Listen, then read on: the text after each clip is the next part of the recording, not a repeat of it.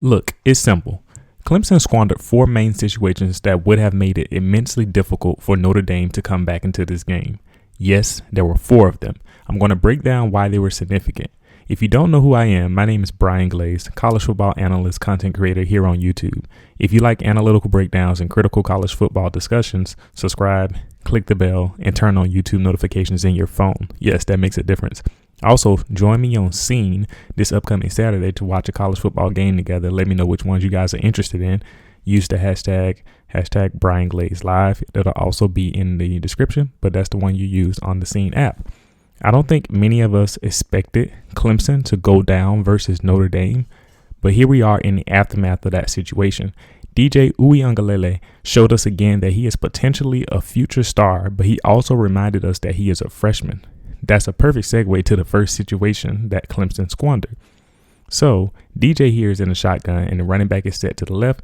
It's 3rd down and 3 here in the red zone. A first down here, and also this is the fourth quarter. A first down here would put Clemson in position to be 4 plays to get into the end zone from less than 10 yards out. So this is a high stakes situation. They are 11 personnel, 4 wide, with the tight end being part of the trips to the right. Notre Dame dropped 7 in zone coverage while rushing 4. Clemson's goal is to get the ball to Amari Rodgers on a 4-yard short curl. The tight end and the far wide receiver in the trips run routes up the field to clear space for Rodgers. The play call goes over well and the intended effect is achieved. All DJ has to do is hit Rodgers on the short curl. He has time, identifies Rodgers, he throws, and the ball is behind Rodgers. Rodgers has to turn around and try to snag this ball in an unnatural position. As you would expect, the ball goes through his hands and is incomplete. While he was able to get 2 hands on the ball and you want your receivers to make great catches, this shouldn't be needed or expected on an easy 3rd and 3. Rodgers already opened his hips to the outside as well, anticipating a throw to his outside shoulder so that he can turn upfield on the right side. This throw forced him to stop momentum, turn completely around, and catch a pass that was coming fast. You just can't do this to your wide receiver. Clemson here kicks a field goal to tie the game.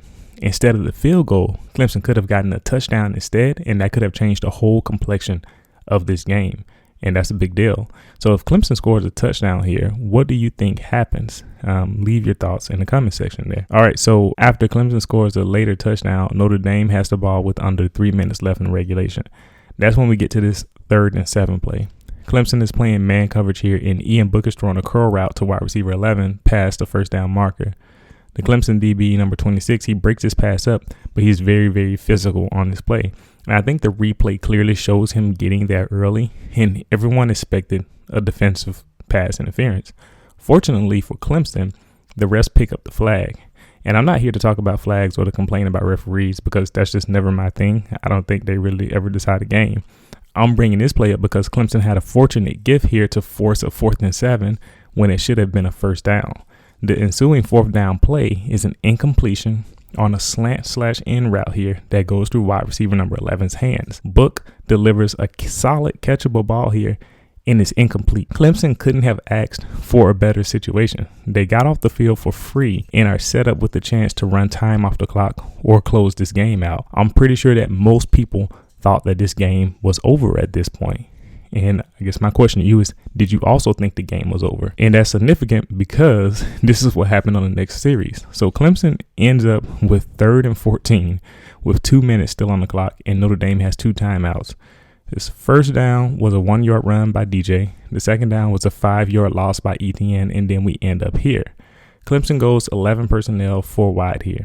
They are going for the throw to get a first down. That makes sense since they weren't able to run a lot of clock off to this point. The issue here is that they run a running back swing pass play or screen play on this 3rd and 14. You got to trust your QB to do more than that. I'll come back to that though. Watch what Etienne, the veteran running back, does here after he catches the ball. He runs to the outside on the left sideline and gets pushed out of bounds. And that completely stops the clock. And I think he needs to be aware of that. You have to stay in bounds on this play at all costs. It would have been better for him to just have gone down on one knee after he got to the line of scrimmage. He should have cut inside and dove for 2 yards or something. Anything but what he decided to do right there. Now back to DJ and the offensive coordinator here. You have to call a play that has a chance of getting a first down here. especially considering your quarterback is as talented as DJ is. Now, I understand that he is a freshman in his second start here, so obviously that inexperience played a part in this decision. But in this situation, I don't think you can afford to play it safe no matter the inexperience of your QB. Clemson absolutely squandered a free stop and a free chance to run time off the clock. And this was very, very surprising. And you know, what shocked you the most, I think, in those last couple of situations, because that really changed the complexion of the game. The fact that they didn't get that touchdown back when they were on that 3rd and 3. And then they got a free stop and they had a free chance to run the clock. And they didn't capitalize on any of those. And then we get to Notre Dame's last drive to tie the game up. So this one is weird, y'all. Now, I understand having confidence in your scheme and players, but it's 1 minute and 14 seconds left in the game, and Notre Dame is on their own side of the 50. They are 11 personnel, 4 wide here, obviously intending to throw. Clemson decides to put 6 on the front and play single high man coverage with the remaining 5 DBs. I get it. If this is executed well, you might get a sack, force an incompletion or interception, etc. But there are 2 main problems here. One, the much safer strategy would be to play deeper and force Notre Dame to work their way downfield with only 74 seconds left in the game. And 2, your single high safety didn't play his single high assignment. Notice that the DB number 18 played the right side of the field on defense only while leaving plenty of room for wide receiver number 3 to run his post route deep. And the wide receiver number 3 was on the right side of the offensive line of scrimmage, so the complete opposite side of the field that the DB was on. Ian Book threw that like he knew he was taking candy from a baby.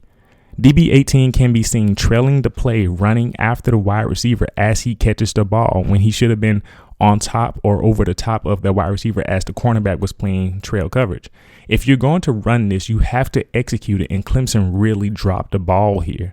But despite whatever happened here, do you support that call at all? If you're a Clemson fan, what do you think about that? Or anybody else, do you support that call at all? You know, and so, of course, after this, Notre Dame goes on to score their touchdown in the red zone.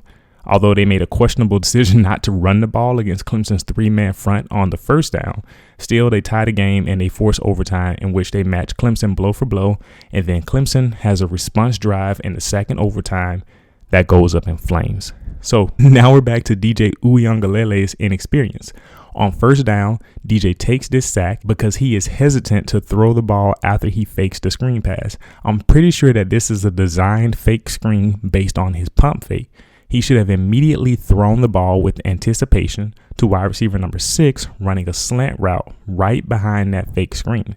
That's an easy completion in yards that makes the next play easier. Instead, I think he is stuck on Amari Rodgers' crosser route that is being watched by the zone defenders. And I didn't see a replay here, so I couldn't tell exactly where his helmet was facing. But I think he was definitely stuck on trying to go to a certain player rather than going to what was open.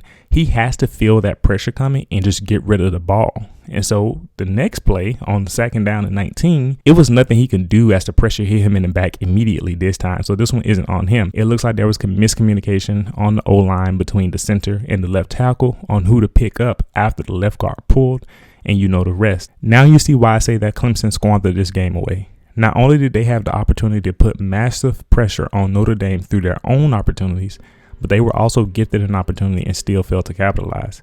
Clemson, you just quite simply messed up this time. So if you enjoyed this content, you can check out the video that the YouTube algorithm recommends that you watch. It's here on the left. And if you want to see the last video I made, check out the video on the right. Thank you for watching. I'll see you next time.